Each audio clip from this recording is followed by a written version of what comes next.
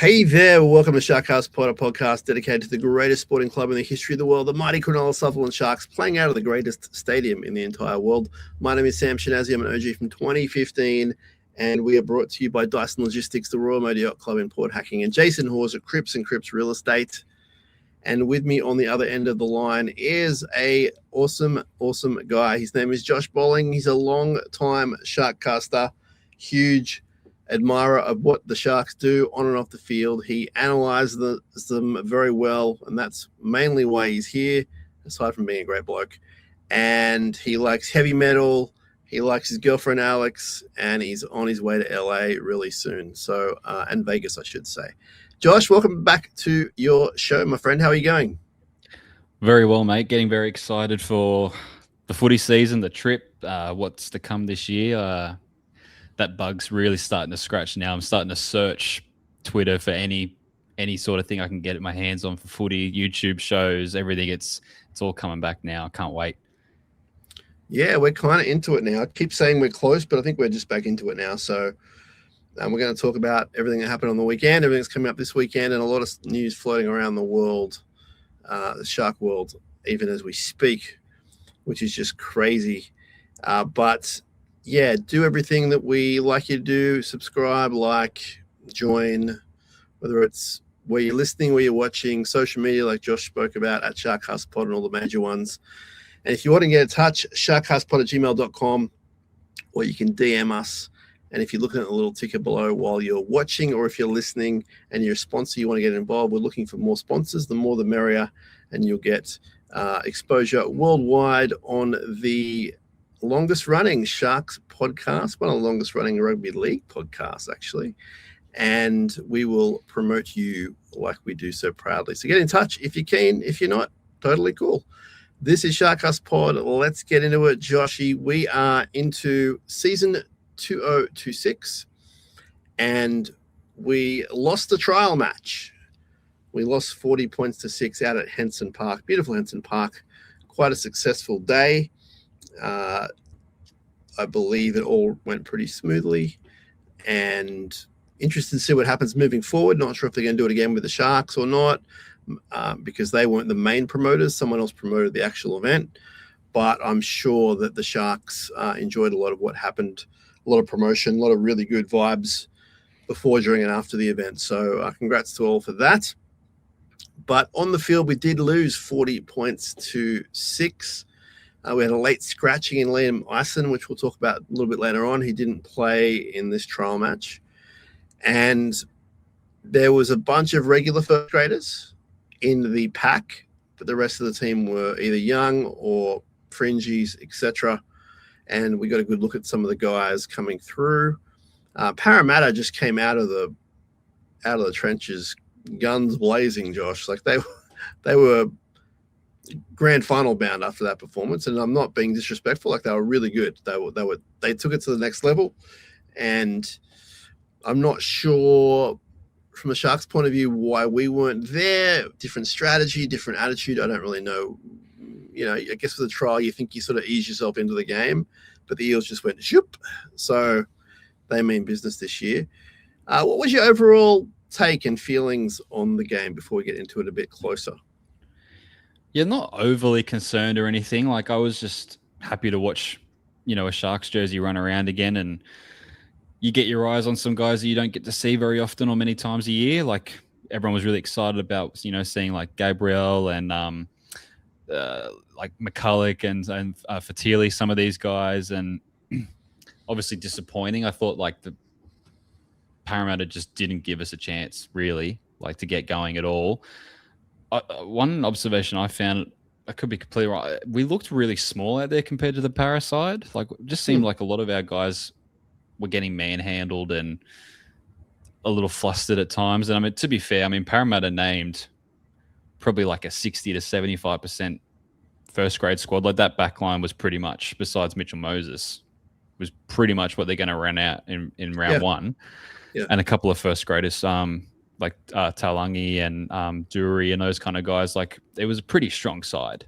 I guess disappointed in some of the defensive efforts, and just like I said, like, looked a bit lost, and Like, I'm not saying lazy at all, but just a lot of arm grabbing in defense and no cohesion. And like, to be fair, like these guys, this group of guys that played are not playing and training together week in, week out. Like, it was kind of just a bunch of dudes thrown together. So some of the individual performances, like I thought Stone Street was poor. I thought Gabriel, unfortunately, was pretty poor. You can see the player there. Like, he's going to be good.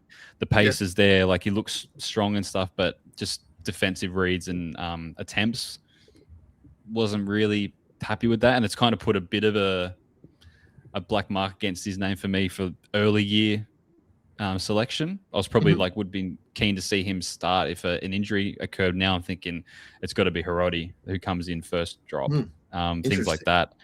I thought I was impressed with Riley Pollard. I thought he looked really, really astute and really was really aware of his game. He played within his limits. He's not the most flashy guy of all time, but he played within his strengths, and that's for a young half. That's really impressive. He's quite composed. Yeah, and I think you see, like, I can see like a lot of Chad Townsend in him, but more strings to the bow, and I think. He looks like ahead of kind of maybe where I think Chad was at the same age. Like, I know Chad debuted very young. Yeah. But I think Riley's it's just something about him. I'm like, I can see the composed, really like that old fashioned 7 in him. Yes. Yes. And I was really impressed with Fartili. I thought he looked like he was a level above most of the squad for us. And I think you could see him coming off the bench in like a year or two and doing like a really, really good job. Yeah. Yeah. On the back line, I'm with you. I was pretty disappointed in what I saw. I thought out of the 3 quarters, I thought Michael Gabriel still was the best, but definitely not a happy game from him. But you can see from his runs, definitely potential. Like, he can make some meters. He can bust some tackles. So there was a chance down the left to put on a try, maybe to set up a try, and it just went really wrong. But you can still see what he was trying to do. Yeah, I quite like that. I thought Christian Dixon, Chris Vaiella, and Sam Stone Street just weren't up for it on that day. Like, I don't know what was going on, but they all 3 of them were just a bit lackluster and just a bit too chill. Like, I thought Dixon tried really hard. I thought he was like, he put his hand up a lot, and like, it wasn't, I'm not saying it was necessarily effective, but I respected his hustle, and he was getting in there a lot. And just on the Gabriel thing as well, there was a point where he got absolutely smoked and like completely beaten, but the pace he showed to recover and almost save the try was like, okay, that's a nice effort thing that he didn't need to do that. We're getting pumped by then, like near the last 10 minutes, and he like screamed back and like nearly took the guy out. So that was like a positive for him as well. On Riley Jones, who played fullback. Now, Riley Jones is a utility. He plays in the halves, plays hooker, plays a little bit of fullback, plays center. I think he's been training in the centers. I think that's correct in saying that this summer. He's played 1 NRL game with Newcastle, I think, in 23. And he's come under a bit of fire from fans watching the game. And I'm not suggesting that he's, at the moment, NRL quality fullback for us. But I did admire what you're talking about. I admired the effort. Like, I really did. Like, he won me over in the effort stakes. The rest of it, not a huge fan at the moment. But I thought out of all the 3 quarters, he was the one who was at least putting his hand up to sort of say, I can handle this. I may not exceeded it, but I can handle it. Oh, I completely agree. Like, he got bashed online really unfairly. I thought, like, the guy is not a fullback. Yeah. Like, he was put there to do a job and he busted his backside. I thought he was, like you said, he was very tenacious and like, look, is the skill there and is the performance there? No, like, I don't think it was a good game at all. But like you said, I completely respect that he never gave up at all. And you could see he was like trying to figure out where he was supposed to be and trying to make things happen. It's just like, that's not his game. But you can't fault the guy for having a crack. And I know having a crack is the bare minimum, but in a trial out of out of sorts, really. I thought he at least had a go. Yeah, and quite a late call up in that position. So Yes. I just wanted to mention him. I'm not going to be Riley's biggest fan or anything. It's more just what I saw was like, you know what? At least you're trying your best. I thought Riley Pollard was good, like you said. I was hoping he'd get more of a chance to do more, or at least take more of the chances inside the opposition 20, which he kind of didn't. And same with Nephi. We had 50 tackles inside the opposition 20 and scored 1 try. So that was what disappointed me more than the defense and that kind of stuff, was the creativity just wasn't there. Yeah. Now, I don't know what instructions they have. I don't know if they were told just to play down that end and hope for the best or die with the ball in the 6th. I've got no idea. But I feel like if that pairing is to play at that level again, they're going to have to step up creatively, which they both have in them. They've probably just not done it at that level. So that's where I think the game was kind of lost, in inverted commas. Like, it doesn't matter if you win or lose in a trial. But as far as the 40 points goes, that's never good. But I thought the game wasn't that kind of storyline. It was like they got out to an early lead. We scored before halftime. It was 22-6 for like the next 15, 20 minutes after the second half, and the floodgates opened. Like, that can happen in a trial match. What did you think of our forward pack, though? Because our forward pack was first grade material, not necessarily starting first grade pack, but it was like guys with NRL experience, obviously, in ULA, Beryl, Hazelton, Burns, Talakai, and Rudolph. What did you make of those guys? Just a solid effort, no more? Yeah, I thought all with the ball were pretty disappointing, to be honest. I thought they all looked like they were just struggling a little bit to just get any momentum. And again, there's so many factors, and it's hard to judge when it's not the same guys. It's not the same intensity. I get all that, but there's like a level of respect you're trying to put on your name and all that sort of thing, wearing the jersey. But maybe playing within themselves a little bit. I didn't see a super amount that I was like, oh, that's like, he looks really good, when I have been so on them all year, like all off season, saying they all look amazingly fit, blah, blah, blah. And then it was kind of like, oh. I mean, do you think would they have been playing if you were the coach, would they have been playing in the first trial match? Well, I would like to know why those guys. Do you know what I mean? Like, why were they playing for that and then backing up again? Did they need the fitness? Did they need the run? Or was it literally we just had not enough players? I think Cronulla historically has been a team that when you have this first week, you do want to have some senior guys out there. But as I said, when they announced the team, I was surprised that there were that many senior forwards. I would have thought 1, 2, 3, maybe. But it's basically the whole pack. I don't have a problem with it. I think it's good for fitness down the road, so. But when you say they played within themselves, now that you say that, I can completely understand why. And if you want to go listen to some interviews I did yesterday, particularly Braden's very passionate about it's not just a trial. And I'm like, come on, man, it is a trial. Like, like I respect your player's opinion, but if I see you ripping and tearing a trial, like, I don't know, what's the best that's going to come out of it? Like, you had a really good trial game. Yeah. Look, I think they were probably seeing it, whether they admit it or not. I think purely as literally get into a game situation, not playing against each other at training, and just get the lungs hurt and get some hits. And you really smack someone, a couple of good hits. Like Tommy looked, I will say, like with Tommy, there was a couple of runs where he looked a bit nimbler. And I know that's just because he's fresher and he's had all the off season. He looked just a little bit like a little movement at the line, and just maybe like not even half a yard quicker. Like he looked probably the best of the bunch. And I thought Beryl again showed kind of why he's not playing first grade. Like, I don't think he's awful. Like, he's not a bad backup, but when you hear some of the calls for him to come on the bench to give Blake a rest, I'm like, when I was watching, I was like, that's why he's not playing. There's just such a massive gap. And I know it's unfair because Blake's one of the best hookers in the comp, but there is such a big gap between him and Blake with service, identifying, holes in the ruck and the lack of running game, all those things. Like, it's it's a different level. Well, I mean, you saw the difference between Beryl and Xavier Cacciotti, the young fella who came on, and he looks really, obviously, he's the youngest hooker there, but he looked really good. Our friends at the Bump Out podcast, NRL podcast, go follow them. They're huge on Beryl. They've been tagging me in all sorts of things about Beryl, and like they're serious about, and like I respect that. Like it's their opinion, and they believe in it, and like we won't know till we do it. But I too was a little bit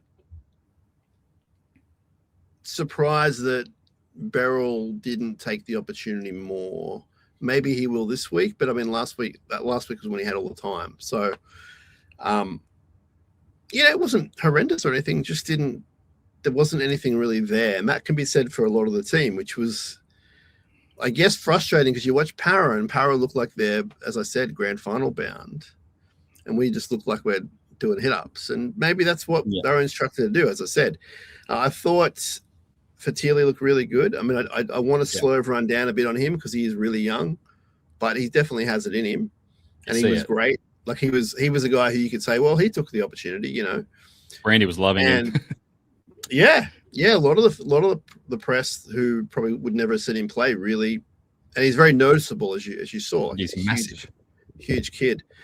Sam McCulloch was great, our middle forward, but again, he's probably a year or two from doing anything. I know that frustrates our fans and everything, but it's just reality. Just keep going back to Iro. That's what. Anytime people say that, I'm just like, look at the patience you show with Iro. You get out of them what you put into them, Yeah. I mean, I like the fact that McCulloch and Felix are middles, and the middles job, without being rude, is just really simple. Like it's a simpler job than being in the center. It's a harder job, obviously. It's probably the hardest job on the field, but there's kind of two jobs, right? So I say that respectfully, but so you might see them at some point, but I just don't think the answer is like chuck this guy in, chuck that guy in. I did like Xavier, the young hooker. I thought he was really good from what I saw. I'm hoping he make another chance this week. But overall, not a great hit out. I was surprised being down at the ground yesterday, down at the Sharks training, etc. I was surprised how they were a little bit. They weren't down on themselves, but they were almost embarrassed by the performance. I was like, I've already forgotten about it, like that's elite sportsman mentality though, isn't it? That's their job, of course. Look, I get it. But so that was an interesting take for me because I was disappointed at the moment. But it is good. It is good. And they were all very much, check us out this week and maybe judge us on that. And I don't really like that because that puts a lot of pressure on you because if you stink it up in trial 2, you still have the right to say it's just a trial. Yeah. But except for the Dragons. Yep. Daniel Holdsworth took the lead role in coaching. Fitzy let him take the reins, which I think is a good idea, decent idea. Got no problem with it. I don't know if it's completely the way I'd go about things, but it's outside the box and there's no negativity there, that's for sure. I think it's good that Fitzy was still at least there. I mean, because earlier in the week we saw Anthony Seibold didn't even bother to go to his team's trial 1, and I thought that was a disgrace. Is that right? Yeah. And I was going to comment on it, and I was like, hold on, because I saw the thing saying Holdsworth was going to take over. I'm like, oh, okay. And then Fitzy was still there. But I think the instructions are going to be relatively the same, right? I think it's just a bit of experience. If Daniel wants to, he has future plans of wanting to be a first grade head coach. Fitzy's doing the right thing by him as a mate, and as a teacher to let him have a little crack and just get a taste. I believe there's aspirations for World Cup as soon as, I don't know if that's all sorted or not, the World Cup teams.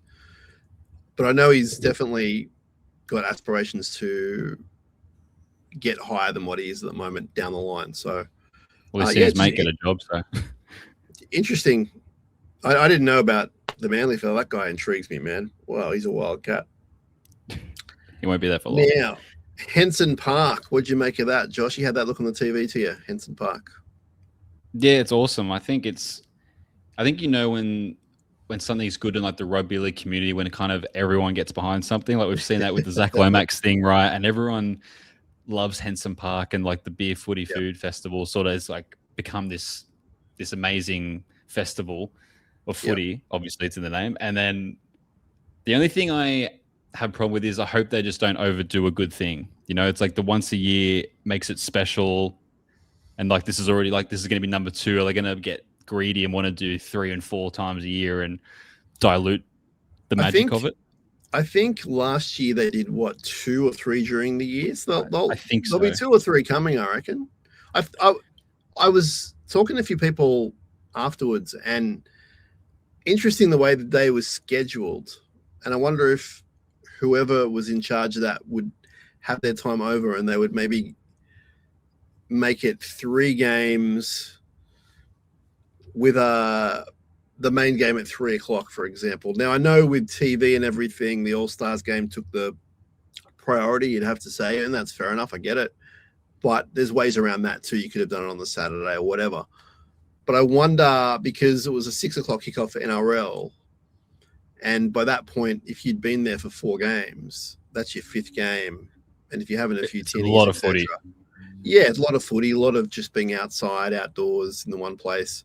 So I just wonder if they do it again, maybe it'll be a slightly shorter event and maybe an earlier event. I'm not saying it should be, but I just wonder about these things, because I did hear that in the second half, you know, the neutrals had probably decided to go. The inner Westies had decided to go. The Eels fans stayed. The Sharks fans stayed. It looked amazing. But yeah, that was just something that came up. I mean, you and I have experienced it with Vegas. I was just about to say, games. You and I didn't experience the 4 games, but we were there on the day. And 2.5 was kind of enough for us anyway. But that was something they learned from this year. It's 3 games, etc. So it'll be interesting to see what happens there. But it's a great concept. I love it. The history of Henson is amazing. You know, Marrickville's such a fun place to go, and it's just a really good fit of all the cultures, you know, footy, craft brewery, the fancy foods, etc., the beautiful outdoors there. Like it's cool. So I'm glad it was a success. I believe it was a success. So I thought Vossi was going to cry during his like pre-game. Man, he and Brandy had a very good call. Like I was very happy for those two. Like they just were having a lot of fun with it. And you know, we'll talk about Sharks home ground soon, but even that, you know, little clip from Brandy about, you know, maybe we should play here instead of like it was all just really good, like really fun entertainment. But yeah, Vossi was pretty pumped. I know that he wanted to call the game from like the sideline, like from the ground, which is what Frank Hyde used to do in like the 70s or whatever. Like you'd have like a little table, you know, 4 meters from the sideline. He wanted to do that, and they were like, it's not the place to do it, man. So I don't think he got his way there. He was in the new box there, but fun times. Not fun on the field for the Sharks, but fun times. And you know, let's just say it. There's some great performances from Riley Pollard. There were great performances from, I thought Brad Fernley was good. Felix Fatili, Sam McCulloch. I thought Jackson Lavender looked good. He was a fella from Canberra that we got. I think he was maybe Flegg Player of the Year, one of the grades Player of the Year. Xavier was good. There's a number of young fellas, especially. Even our mate Oliver Lester on the field for a bit. So great name. A lot of positives there. A lot of positives. It just didn't seem like that at some points in the game, and I get that. But fun to have it all back. Early in the day, Josh, our men's and women's Sharks represented really good at the All-Stars. Like, they had good games. So for the Indigenous, we had Nico, we had Trindle, we had Ramian, and we had Hohepa, and all 4 were really good. Probably Trindle the best out there out of the bunch, but both him and Hines really connecting well. And Britton Nikora, Mawini Hiroti on the other side for the Maoris. It was a drawn match. It was a great match. It was high quality. it dawned on me, I said it in the interviews yesterday to the players, but it dawned on me that they're actually playing a proper preseason game. They're not mucking around. They're not being interchanged. It's full game, frenetic pace, big bodies out there playing for their culture. It's kind of scary when you think about it. But again, long run, I think it's going to be amazing for especially the Trindle-Hyams combination, because this week they roll into Gosford and they've already got that under their belts. But I was really happy with how they played, all those guys. Yeah, I think it's great to, you get worried about injuries and all this stuff, but I think you can't beat like that level of fitness and first grade standard this early in the piece without, like we just spoke about, like playing within themselves a little bit. Some of the other guys, like the Sharks guys, like there was none of that. There was none of that. Like they were out to hurt each other. Like we've seen a couple of injuries come out of that game. Like I think Tamari Martin's broken his leg from the Nakora knee, by the way.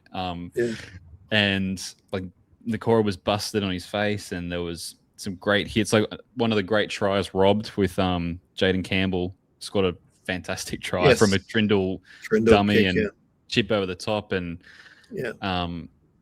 I just really enjoyed watching it. And then just, whenever you see your players being successful in those sort of exhibition games, it just like you get a bit of a chip on your shoulder, like in an Origin when someone plays well, or like Tricky doing it on that big stage. And I probably wasn't as high on Nico as maybe yourself and some others. I thought there was some of that tentativeness and running sideways, not quite sure he had so many things going through his head of what he wanted to do. He ended up doing nothing. And he does that sometimes. Yeah, like definitely. I was just super happy that he was heavily involved. I would say he was heavily involved, Yeah, he had his hands on the ball a lot, and that's what is great. I just think if he can just be a little bit more decisive when he's like, okay, I'm kicking, or I'm running, or I'm passing, and just do it, instead of he's kind of like hovering the ball around. When he does that, when he's like kind of doing this, and he's, I saw some direct running though. I saw some direct running, which I thought was good. Definitely. I think early and late in the game. I thought Jesse he wanted Ramian that field goal really too. Good. He wanted that field goal. And he didn't, what happened there? They went to the right. They went for a crash play at the line with 5 guys there. Right. Yeah, because I think everyone was going, come on, give it to Nico, let him have his time. Jesse Ramian was really good, I thought. He was. Yep. Yeah. He looked really strong. Up for a big year. Yeah, I think I said to you, Sam, and a couple of my mates, I have this feeling about Jesse. I think he's just, with the poor year he had last year, I mean, not terrible, but it was poor by his standards, and contract year and all this sort of, I just have this feeling he's going to have a monster year. I really do. And he's got a lot to prove, and he wants to stay, or he wants to get a new contract somewhere else. He's got to perform. And he knows he wasn't up to scratch last year. And I thought he it looked really good.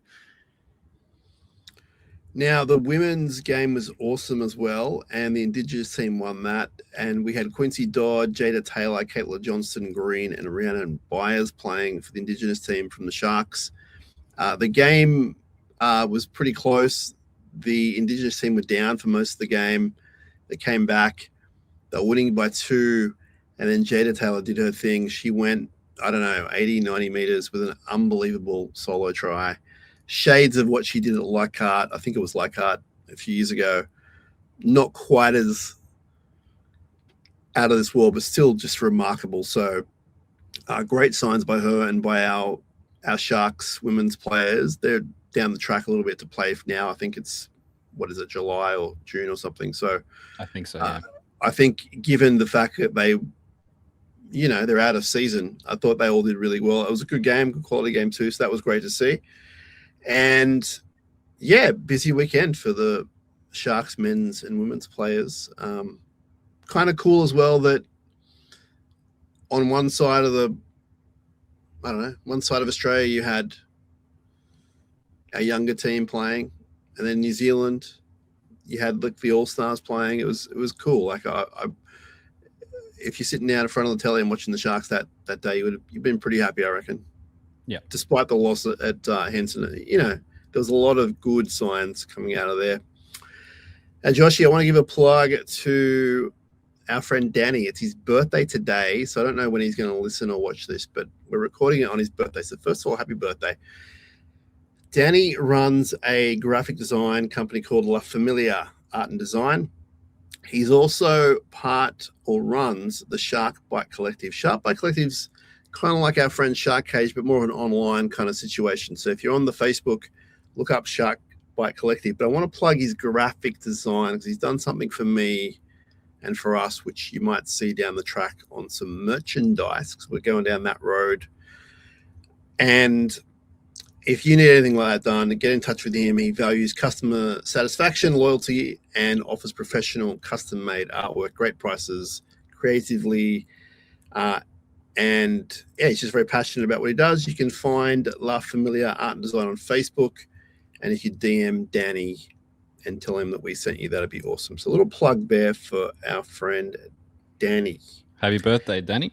Happy birthday, Big Sharks guy. Now, also on the weekend, Josh, lower grades. Not so good. Not so good. None of them got up, except I think the flag trial did, but we're not really counting that, if you know what I mean. Well, we can count it if you want, actually. But the 4 junior reps teams went down against the Eels. They played both down at Ocean Protect Stadium and at Henson Park. Harold Matts lost 20-10. SG Ball lost 40-16.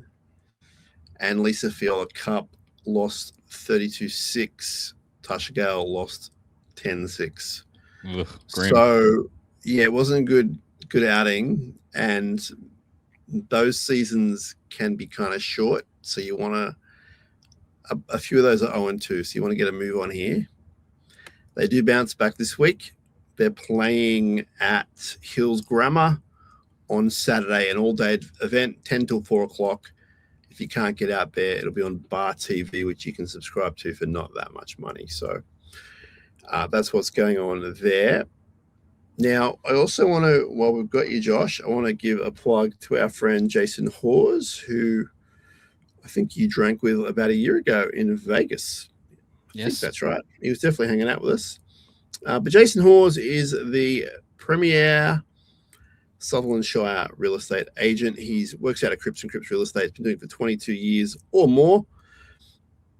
If you need anything in the world of real estate, whether it's buying, renting, any kind of advice at all, give Jason a call on 0410 417 450, 0410 417 450. Tell him we sent you, and he's a very understanding, compassionate, awesome guy, big Sharks guy, member, I think one-time sponsor.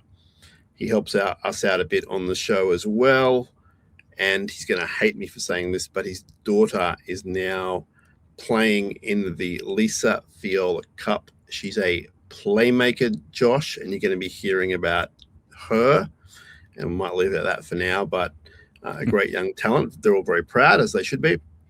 So Jason Hawes, get in touch with him if you have anything going on there with real estate. Now, a lot of news going around, Josh. Let's talk injuries. It was noted that Teague Wilton was not on the team list for this week. And Teague is recovering from a shoulder injury, shoulder surgery. And he should be all right for around round 1. So if he's not round 1, it'll be round 2. He's kind of there. They just don't want to rush it. They have the luxury of Billy Burns. You know, he's almost like the next guy, you know, if Britt, or you can slide in Billy. So that's what's happening this week. Not sure about round 1. It's still a couple of weeks away. He should be okay for that. He's kind of close is what I was told. So nothing to worry about there. Liam Eisen, don't have anything concrete for you, but they're not overly worried about it. It's more just they want to get it right. They don't want to rush it. They don't want to throw him out for a trial match just for him to do it again. Yeah. In the hope that we see something amazing, you know, like, so they're going to wait on that. I don't have a timepiece on him. I personally don't think it'll be long. I'm hoping it'll be round 1. He'll play a cup, but we'll wait and see on that. Wait for some official news. But so not bad news on those two guys, especially Teague is what I'm told. It's pretty rudimentary, pretty, you know, he'll be ready to go pretty soon. But some of your favorite news, signing talk, Josh. Now, we talked about this on the show, but I haven't got your opinion, so I want to hear about it. Owen Trout, a middle forward from England. Now, it's not official across the line, but he's agreed to terms. He just got to sign the old contract. Should it all go ahead, he'll be here next year. And Dave Riccio quoted as saying, boasting terrific ability to find space with size and power, robust defensive game. Played 134 Super League games. He played in the test at Wembley last November. A good middle forward, 26 years old. And what are your thoughts on that? Yeah, look, it's hard. I've never seen the guy play. I'm sure I watched him in the Ashes without knowing I was watching him. I feel like you'd know him if you saw a picture. Yeah, like I watched a few highlight videos and then I kind of had to stop myself because I'm like, you can make anyone look good in a highlight video, but I still wanted to just kind of see the best parts of him. And looked, a lot of his stuff was good footwork and line running at the line. It almost looked like he was playing on an edge. So I don't know if he's dabbled between both, because he had some nice footwork and the way he was punching holes at the line. Again, this was like a 5-6 minute highlight video, and he whacked a couple of guys. So I mean, it can't hurt. I'm sure he's not costing the world, and it's a good opportunity for him to come and up his game and up training levels and all that sort of thing. So I'm not going to judge until I get to see him in the trials next year and see what he's like. Yeah, I feel like it's a Moneyball kind of vibe here, but I don't think Coach Fitzgibbon's going to recruit a guy from the other side of the world and bring him over if he's not a fan of what he does. So that's something to also kind of have a bit of faith in. Cool to have an English player. We haven't. Yeah, when was it? I don't remember the last time. Maybe in my lifetime. I'm not sure. I believe our friend Craig wrote in and told me. I think it was the 80s. I think that's right. But yeah, certainly it's a rarity, for most teams, aside from probably Canberra. Now, closer to home, a lot of whispers running around, and my inbox is going crazy about Sifa Talakai. And Sifa was quoted in the SMH, I think it was, talking about potentially moving to Perth. But I think if you read the article more than you read the headline, etc., or the opening paragraphs, there's a bit more substance to the fact that it's not a done deal. And it's definitely not a done deal at the moment. Like, if you hear this and it's a done deal, then I apologize. But at the moment, from what I'm hearing, it's not a done deal. But they have offered him good money. They have offered him, I'm guessing, a longer contract. It's a little bit in the who did we just re-sign? We re-signed Jesse Colquhoun. It's in that kind of Perth Bears contract status where it's like, we can offer you an extra year. We can offer you this amount per year more than your current club. So it's definitely enticing for a guy like Sifa. He's almost 30, I think. But yeah, if you're a Sharks fan, which you obviously are listening to this, and you're a fan of his, which you would be because he's an absolute legend, just wait until he signs that deal before you get too upset, because it's not happening yet. So I actually have a bit more faith than everyone else that there's a better chance he'll stick around. I'm not saying he will stick around, because sometimes you just can't fight that money and that contract. But we've seen guys stay for less. They like the area. He's got, I think, 4 young kids. He's very settled. He's got family at the club, the whole deal. So the Sharks will offer him a deal. Don't worry about that. They want him. But they probably just can't compete with the money and the contract. But where they can compete is the fact that he lives in an awesome area of the world and works in an awesome area of the world, and he's loved and adored. And sometimes that's enough. It may not be enough, but it's not. It's not. Like, I'm seeing everyone just writing in going, "Oh, I'm going to miss him." It's like, well, maybe you might miss him, but you might have him for 2 more years. So wait and see on that one. I believe he was quoted as saying he wants to decide by the end of the week, but again, I don't know how valid that is. So we're almost at the end of the week now, so we'll wait and see on that. I personally hope he doesn't go. I personally would be re-signing him. He would be the first guy I'd re-sign out of all these guys. I don't know if I could offer him $1 million or whatever. I could definitely offer him a 2-year deal. I don't know if I could offer him a 3-year deal, but I could offer him a 2-year deal. And I just love what he does. And I think the fact, Josh, that he's had a lot of bench time over the past few years, it helps his body. Like his body has had a bit of respite. So I love him. I would definitely re-sign him. I can understand from a club point of view how that's hard to compete with, because it's going to shock a lot of people. The club actually loves most of the guys that play and work for them. Like, that's why they're there. They don't want to see them go. Sometimes they just have to go. And this might be a case like that. Yeah, it's a fame. Like, I don't want him to go. Like, I love Sifa. Like, he's one of those guys that all my mates who hate the Sharks and love giving me stick, they love Sifa. You know, like, he's the guy that when he puts a big hit on, they're like, you straight into me like, how good Spiffer. Like, we call him Spiffer, like, as our nickname. And like, he's the best. He's just an angry dude. And we don't have enough of him. No. I just don't want to get into that like bidding war for him purely just because we cannot get him on the field for long enough. And whether that's, that's due to how good the side is and we can't give everyone 50 minutes, and I don't want to get silly keeping a guy that I love. I get to keep prefacing that, but I don't want to be paying $500,000 for a guy who plays 25, 30 minutes a week. That's my only caveat. If he was playing 50, I'd give him 600. Like, you can't do it. It's not a matter whether you want to, you can't. Exactly. And I think that there's that Moneyball approach of, can we get one of these kids or sign, a journeyman who's maybe not as impactful, but for less money to put that money somewhere else? Like, that's just where my head's kind of at the moment. Or is it we can put that extra 300 that we save on him to a fullback that we're trying to get? Like, there's so many aspects to it, and that's why it's so difficult being a rugby league club and a coach, because you're factoring all these things in all the time. And if we can keep him and he's happy and we're happy, like 100%. But I checked, like, he's 30 in April next year as well. So it's like, if Perth are offering him 3 years, he gets to go deep into his career, like at the end of his career, and get paid good money. It's a big one, so it's really tough, and it's the same for a lot of these guys, really. And it's hard to let go of things you love, and sometimes you need to. And I mean, there's ways around it for the club to keep him, and this is just me talking. I'm not talking on behalf of anyone, but like, we can say to him, we'll give you a 2-year deal.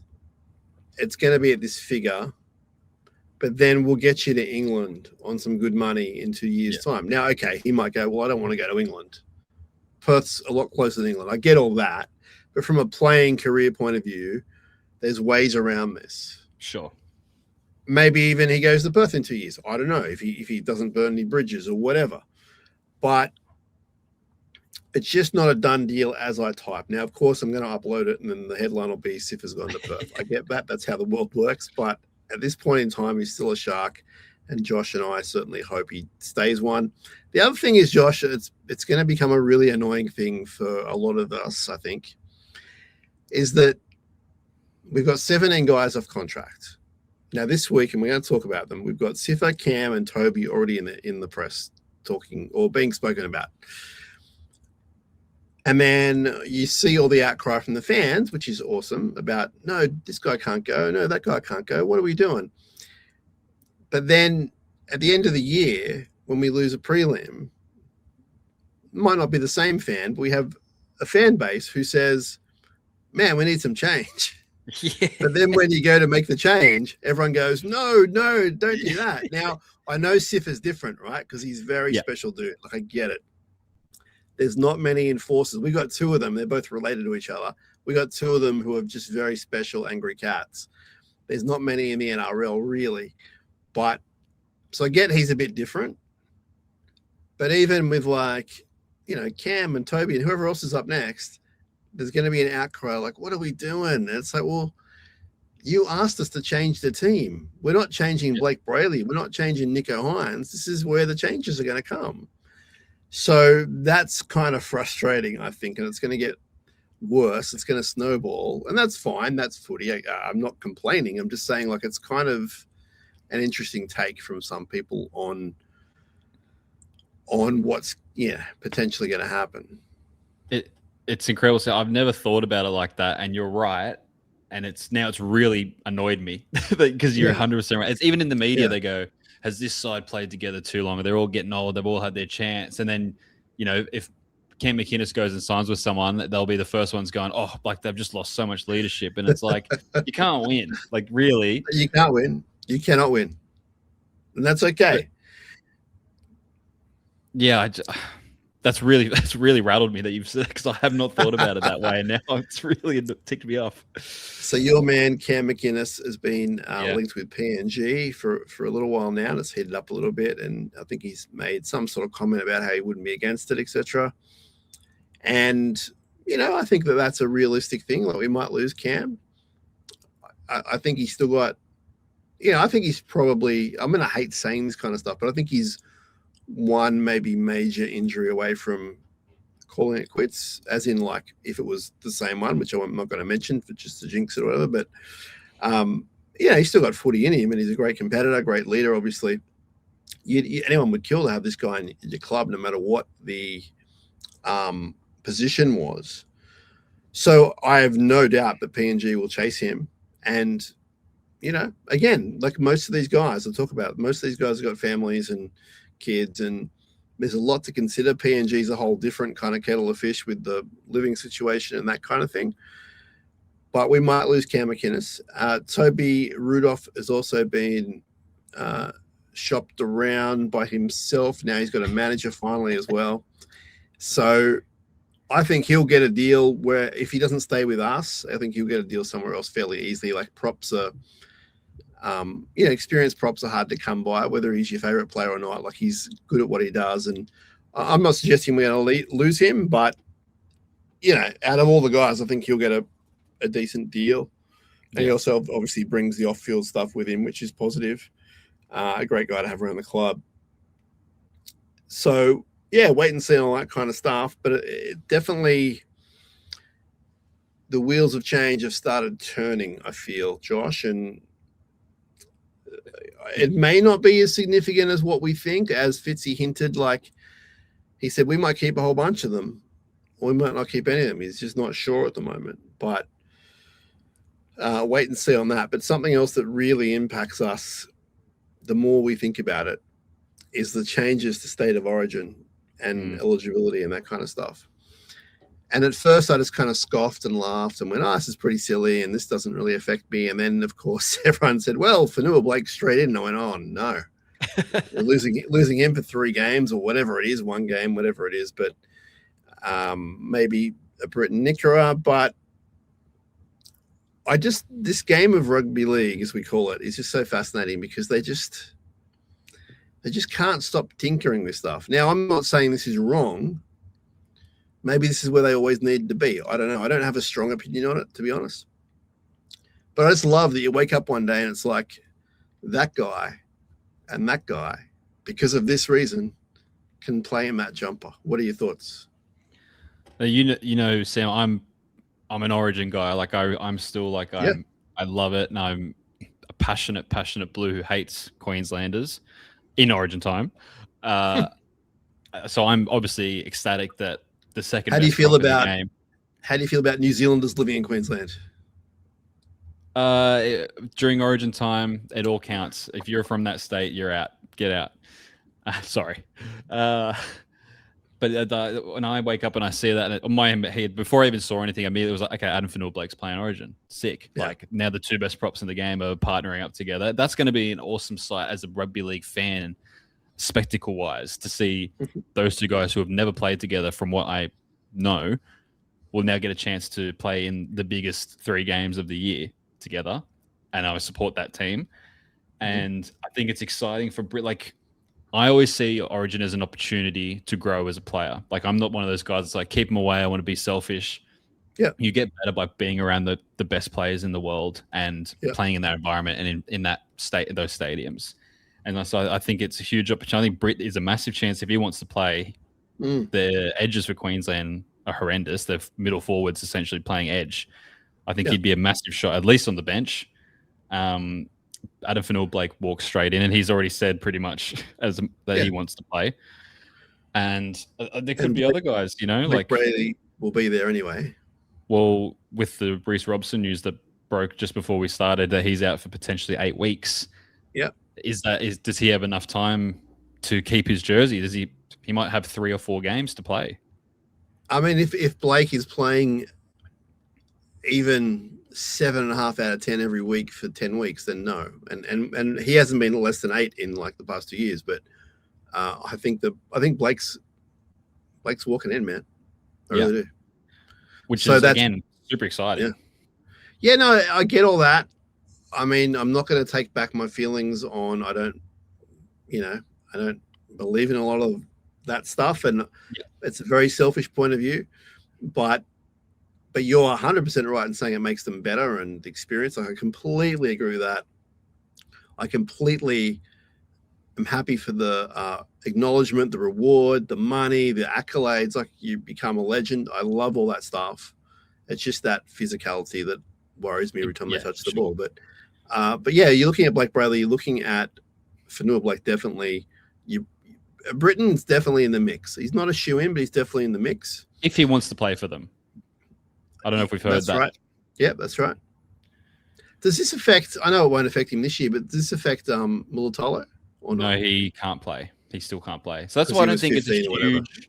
It's not a huge change. It's just like if they Fanua Blake played 1 game for the Kiwis off the bench against Scotland like 6 years ago, and it was like now he can't play ever again. Like, so I think it just fixes those little things, and I think it strengthens the international game. These guys like Kalen Ponga can go play for New Zealand now. He makes them a better team. And he wanted to play. He didn't want to play for Australia. Like, I respect that he didn't, and there's all these other, like Isaiah Katoa was not playing for New Zealand because he wanted to potentially still play for the Blues. He doesn't have to worry about that now. So these guys can represent their culture and where they were brought up through these pathway systems. They can represent both. I think that's fantastic for the league. And I think in 20 years' time, I think it's gonna be even better that there's no restrictions on these guys. We're not going to see Jason Taumalolo not get to play for Queensland in his prime. Like those kind of things. Again, if you don't care about Origin, you're not going to care about what I just said. But I think just for the spectacle of the sport, I think it's going to make international and Origin better. Maybe I'll care more because it's because it's the best of the best now. Maybe I will. Yeah, there's no restriction now. If you have the right, you can't be Sam Burgess and come and play. Like, I still think that otherwise that would have been ridiculous. I wouldn't have been on board with that. But it's like you still have to be born here or play here. All right, so a lot of news floating around. That's just some of it. I hope we haven't missed any, and I hope none is broken while we've been recording. But I'll tell you what is breaking news to no one who knows this, Josh, and that is that the Royal Motor Yacht Club in Port Hacking is an amazing place to be. You and I have watched a lot of footy there. We've had some food there. We've had a lot of drinks there. We've done podcasts there. We plan to do all of that again this year.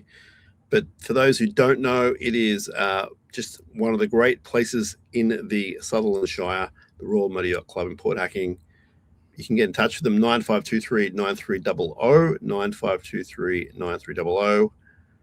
Their website is rmycph.com.au. You can check out all the views. The views of the water are beautiful. And they have a really, really, really good restaurant there called The Galley. And just affordable, but great food. So go check them out, the Royal Motor Yacht Club, Port Hacking. Tell Liam that we sent you. Become a member. You don't need to be a member to get in, but we encourage you to become a member if you live in the area.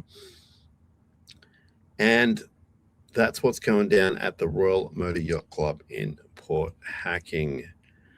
Now we have more footy this weekend, Josh. So we're on the treadmill now. We're gaining speed. Trial number 2 in Gosford, 3:50 p.m. Kind of weird time, weird place. Against the Raiders. So this Saturday, 21st of February, against the Raiders in Gosford at Polytech Stadium, the big stadium in Gosford, if you don't know where Polytech Stadium is. This is the team, my friend. And it's a strong team. Will Kennedy, Sione Katoa, Jesse Ramium, KL Iro, Sam Stone Street, Braden Trindle, Nico Hines.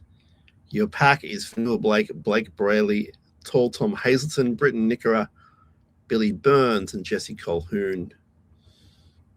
The immediate bench is Sifa Talakai, Toby Rudolph, Oregon Kafusi makes his first game for the year, and Braden Welle, with the extended bench of Hohepa Peru, Tuku Haitapua, Mawini Hiroti, Jaden Beryl, Nephi Peru, and Riley Jones. So pretty much the top, top 23. They're missing Teague, they're missing Liam. Ronaldo. And Ronaldo. So that's a pretty strong lineup. Not sure what the plan is, how long they'll play for. I would expect at least a half. You might get 50 minutes. I don't know. What do you think? I think we typically do about 50 minutes. You give them the first half, give them another little small run just to see how they go coming out of the break. And then I'd rip everyone off. Or as many as you can. Obviously, I think we'll add more to that list game day as the week goes on. Yeah, so if they add more, then you obvious statement, you can tinker more. But if they don't, then you will see a bunch of guys playing the whole 80, which is interesting. So I think maybe they will have to add some younger guys there, which is what they are allowed to do and probably will do. They'll take up maybe 5 or 6 guys more. You might see like a Oliver Lester. You might see Pollard, for example. Just depends on what else is happening that weekend. But the Raiders team, certainly not the strongest team they can name, particularly in the halves, young halves they've named. But there are a bunch of first graders there. But I think looking at the two teams, the Sharks are pretty much full tilt. That's round one team, isn't it?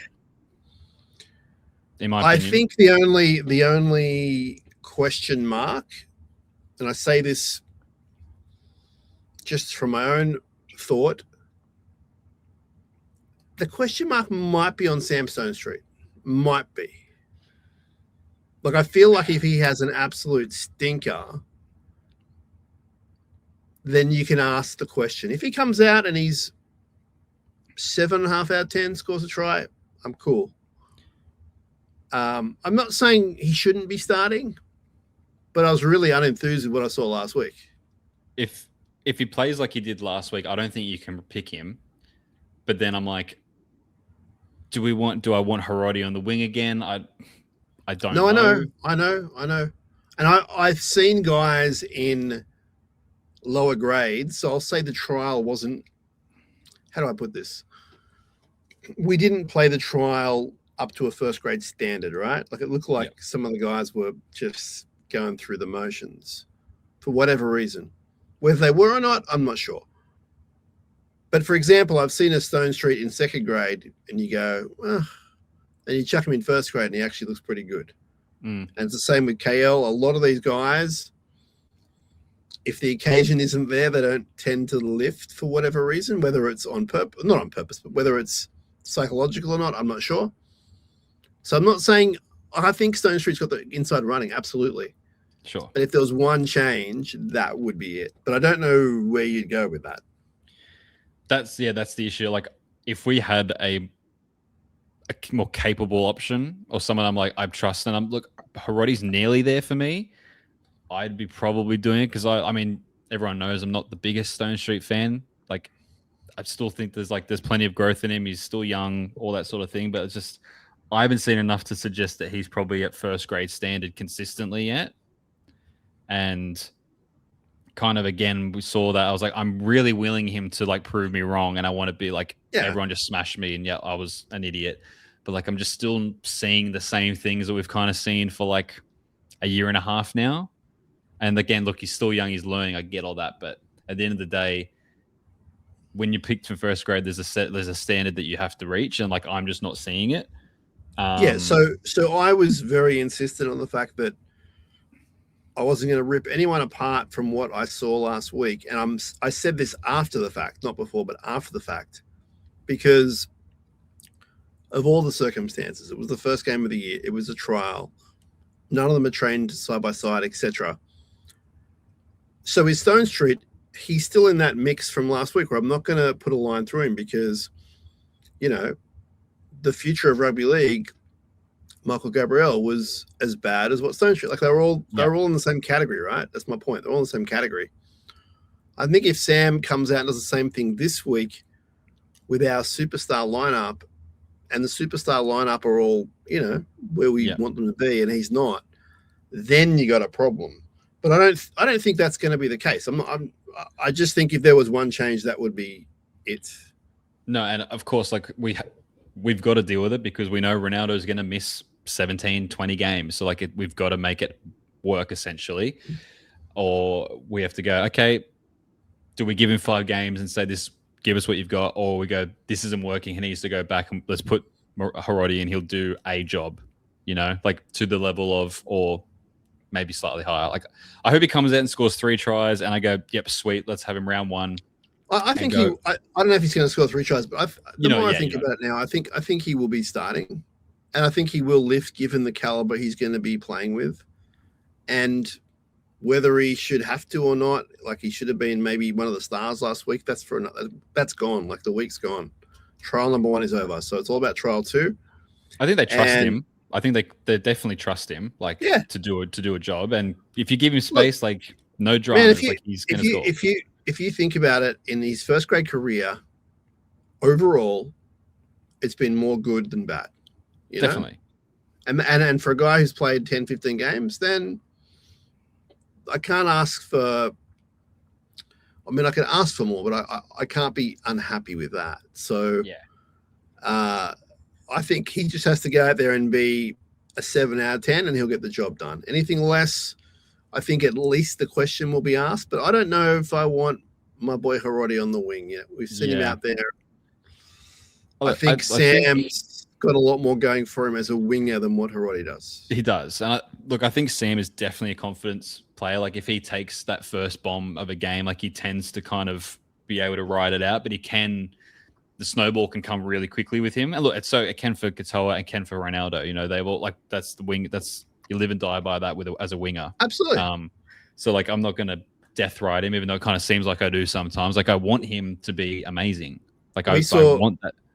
We saw all of the back line, not the halves, but the back line be very average last weekend. He was part of it, but it wasn't like he was the star. Like they as in star of being average. Like they were all not very good. Like that was a glaring light. So, and he's going to have Jesse Ramian inside of him, like a really experienced great center. He's going to have Nico and Billy there on his edge, feeding him pill. Yeah. Like I saw him yesterday, and he looked good, like looking good spirits, good mood, hanging with all the boys. Like he's part of the team. So every indication, the more I think about it, is he'll be starting.